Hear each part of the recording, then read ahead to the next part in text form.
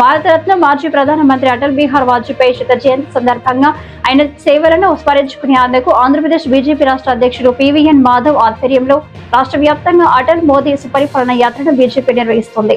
ప్రతి జిల్లాలో అటల్జీ కాంస్య విగ్రహాల ఏర్పాటు ఈ యాత్రలో భాగంగా జరుగుతుంది. ఈ సందర్భంలో పార్టీ రాష్ట్ర అధికార ప్రతినిధి జల్లి మధుసూదన్ మాట్లాడుతూ అటల్జీ నాయకత్వంలో భారతం సాధించిన ఎన్నో అపూర్వ విజయాలను స్మరించుకోవాల్సిన సందర్భం ఇది అని జల్లి మధుసూదన్ అన్నారు.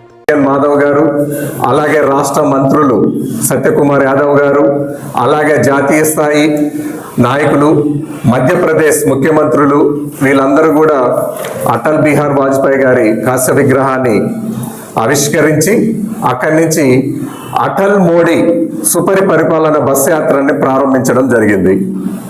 ఇది అన్ని జిల్లాల్లో కూడా వాజ్పేయి గారి విగ్రహాలు ప్రతిష్ఠ చేయడం, రాష్ట్ర వ్యాప్తంగా కూడా ఎన్డీఏ కూటమి నాయకుల ఆధ్వర్యంలో అటల్ మోడీ సుపరిపాలన యాత్రని కొనసాగించాల్సిన అవసరం ఏంటని చాలా మంది పెద్దలు అడుగుతున్నారు. ఇప్పుడు కొత్తగా వాజ్పేయి గారి విగ్రహాలు పెడుతున్నారు, మీరు సుపరిపాలన అటల్ బస్ యాత్రను ప్రారంభించారు ఏంటి అని. ప్రాథమికంగా దాని ముఖ్య ఉద్దేశము, లక్ష్యము భారతరత్న మాజీ ప్రధాని అటల్ బిహారీ వాజ్పేయి గారి శత జయంతి సందర్భంగా ఆయన ఈ దేశానికి చేసినటువంటి సంస్కరణలు, దశాబ్దాల కాలము క్రితమే ఆయన తీసుకున్నటువంటి నిర్ణయాలు, ఆయన ఉన్నటువంటి అంటే ఆయనకు సంబంధించిన ప్రతి అంశంలో కూడా భారతదేశ వ్యాప్తంగా ఎక్కడైనా ఒక అభివృద్ధి జరగాలన్నా రహదారులు, ఆరోగ్య క్షేత్రాలు, ఎడ్యుకేషన్లు, ఇన్స్టిట్యూషన్స్ విషయాల్లో కానీ ప్రాథమికమైన లక్ష్యంతో గ్రామీణంలో ఉన్న రోడ్లన్నిటిని కూడా హైవేకి కనెక్టివిటీగా ప్రధానమంత్రి గ్రామీణ సడక్ యోజన ప్రవేశపెట్టారు.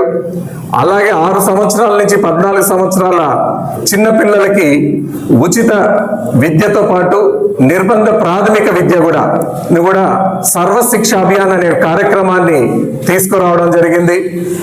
అదే కాకుండా దేశ రక్షణ విషయంలో కూడా ఆయన అమెరికా వద్దన్నా కూడా ప్రోక్రాన్ అనే అనుభవాన్ని పరీక్షించడం కూడా జరిగింది. భారతదేశం యొక్క